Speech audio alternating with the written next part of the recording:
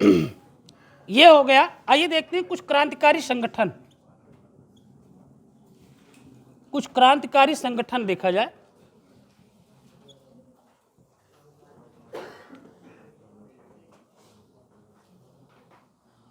अगला टॉपिक है हम लोगों को क्रांतिकारी संगठन से।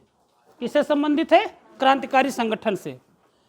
देश में क्रांतिकारी संगठन शुरुआती दौर में जो बनते हैं बड़े गुप्त रूप से बनते हैं। कोशिश ये थी कि ब्रिटिश हुकूमत इन क्रांतिकारी संगठनों के बारे में न जानने पाए। फिर धीरे धीरे इसमें इनके दिशा निर्देशों में थोड़े से बदलाव आते हैं और वो इसकी रूपरेखा धीरे धीरे बदलते चले जाते हैं। मतलब अंग्रेजों को ये न लगे कि इसका उद्देश्य हिंसक था।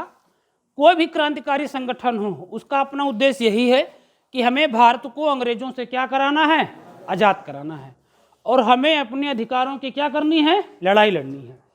कोई भी क्रांतिकारी संगठन हो तो इसमें से सब तो आपको नहीं पढ़ने हैं और किसी संगठन के बारे में सब आपको नहीं जानना है, लेकिन ऐसे क्रांतिकारी संगठन जो हम लोगों से पेपरों में पूछे जाते हों उनके बारे में हम लोगों को पढ़ लेना है। और इनमें अगर हम लोग शुरुआत करें तो सबसे पहला एक आता है मित्र मेला समिति। इसका क्या नाम है? मित्र मेला समिति। नाम देखकर लगता है कि ये कोई संविधान से संबंधित कोई सलाहकार समिति रही होगी, लेकिन ये एक क्रांतिकारी संगठन है और ये गुप्त क्रांतिकारी संगठन है। ये कैसा है? गुप्त क्रांतिकारी संगठन है। और ये मित्र मेला समिति की स्थापना जो होती है वो स्थापना होती है 1904 में। कब होती है? 1904 में। और इसके जो संस्थापक होते हैं, इसके अगर संस्थापक की बात करें तो इसके संस्थापक हुआ करते थे वीडी सावरकर। तो इसके संस्थापक कौन हुआ करते थे? वीडी सावरकर। तो इसके संस्थापक वीडी सावरकर हुआ करते थे। फिर यही जो मित्र मेला समिति होती है इसी को आगे बढ़ा देते हैं और इसका नाम बदलकर आगे टीम बन जाती है और इसका नाम हो जाता है अभिनव भारत। क्या नाम हो जाता है? अभिनव भारत। पहली चीज आप याद रखिएगा कि अभिनव भारत क्या है? तो एक क्रांतिकारी संगठन है। एक कैसा संगठन है? क्रांतिकारी संगठन है। तो अभिनव भारत एक क्रांतिकारी संगठन है और इसकी स्थापना ये मित्र मेला का ही रूप लेता है और इसकी स्थापना हो जाती है 1904 में। और इसके भी संस्थापक वही हैं, वही मतलब जो मित्र मेला के थे, क्योंकि उसी का ये बड़ा रूप है।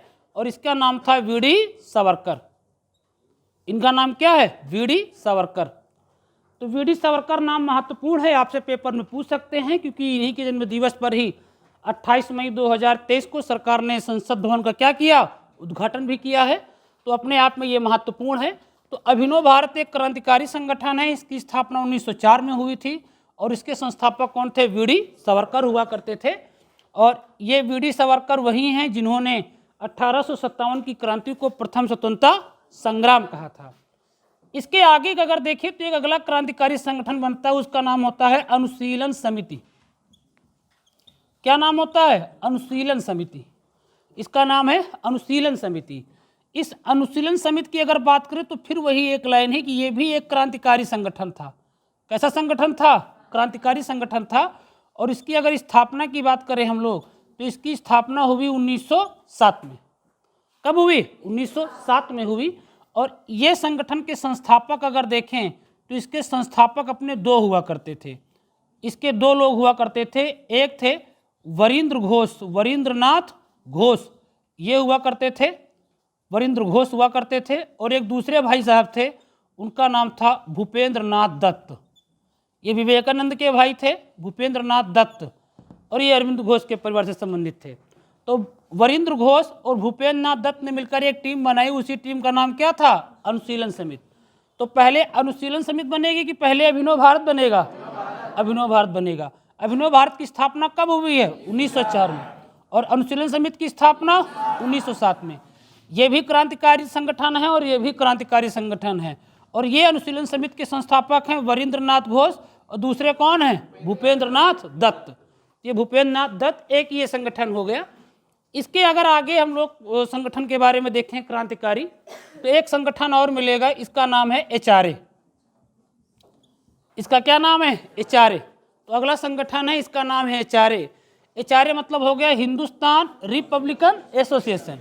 और एचआरए की जो स्थापना हुई, इसकी जो स्थापना होती है, ये स्थापना होती है 1924 में।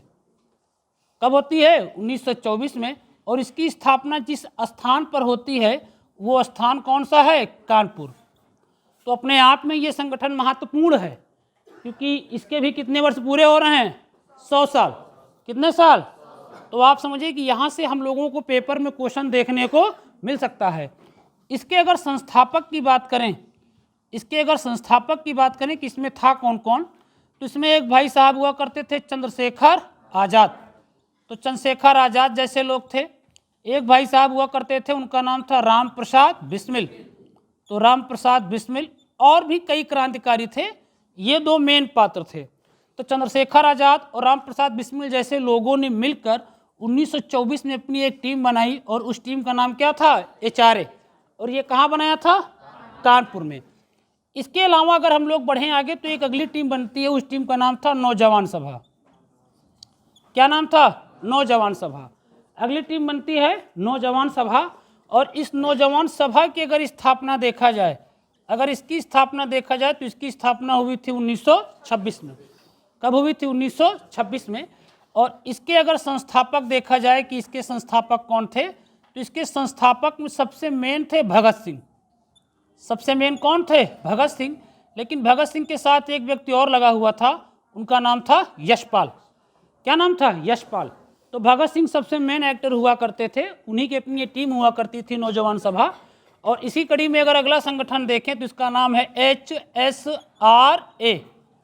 क्या नाम है? HSRA। मतलब ये HRA है और ये HSRA है, बीच में केवल S लग गया है, तो हिंदुस्तान सोशलिस्ट रिपब्लिक एसोसिएशन हो गया, ये हो गया। और इसकी अगर स्थापना देखी जाए तो इसकी स्थापना होती है 2 सितंबर 1928 में। कब हुई? सितंबर 1928 में। और अगर स्थान देखा जाए कि इसकी स्थापना कहाँ हुई, तो इसकी स्थापना होती है दिल्ली में। देखो, जहाँ हमने स्थान बता दिया हो वहाँ पर उनके स्थान याद करना बहुत ज़रूरी है, क्योंकि पेपर में ये पूछते हैं कि HRA की स्थापना कहाँ हुई है? कानपुर में। और HSRA कहाँ बना है? दिल्ली में। कहाँ बना है? दिल्ली में। और इसके जो संस्थापक हुआ करते थे, अब इसके संस्थापक में एक बड़ा चेहरा आएगा, और वो चेहरा आएगा चंद्रशेखर आज़ाद।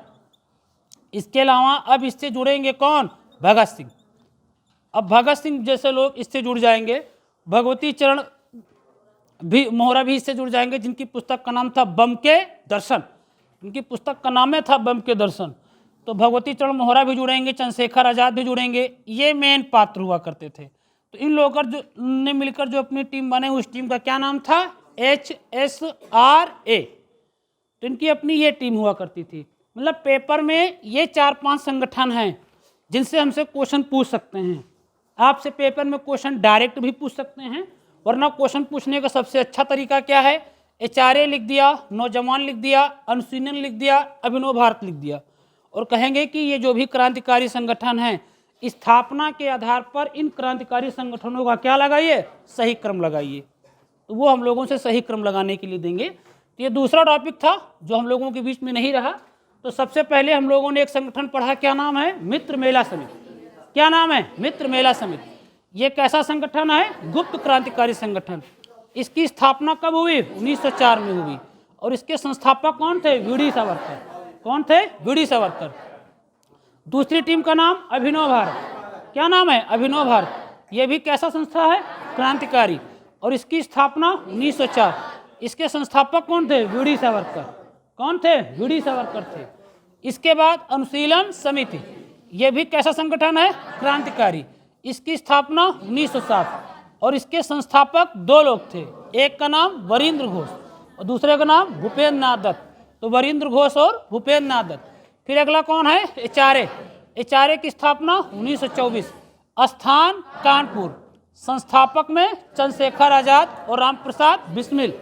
इसके अलावा अगली टीम है नौजवान सभा। इसकी स्थापना 1926। संस्थापक भगत सिंह। स्थान लाहौर। इसके अलावा HSRA, याद रखो ये HRA है और ये HSRA है। इसकी स्थापना सितंबर 1928 और इसका स्थान दिल्ली। और इसके संस्थापक में चंद्रशेखर आज़ाद और भगत सिंह। क्रांतिकारी और भी थे, लेकिन जो क्रांतिकारी सबसे मेन हैं, हमने उनके बारे में लिखने का प्रयास किया है कि जहाँ से क्वेश्चन में पेपर हम लोगों से पूछते हैं। तो ये याद रखो, ये आपसे डायरेक्ट भी पूछते हैं, वरना सबसे अच्छा प्रश्न बनता है 4 संगठनों के नाम लिख दिए जाएं और वो आपसे क्या लगवाएं, क्रम लगवाएं, तो वो सबसे महत्वपूर्ण होता है। तो इसको भी मिटाया जाए। आइए आगे बढ़ते हैं। तो दूसरा टॉपिक भी हम लोगों को कंप्लीट हो गया।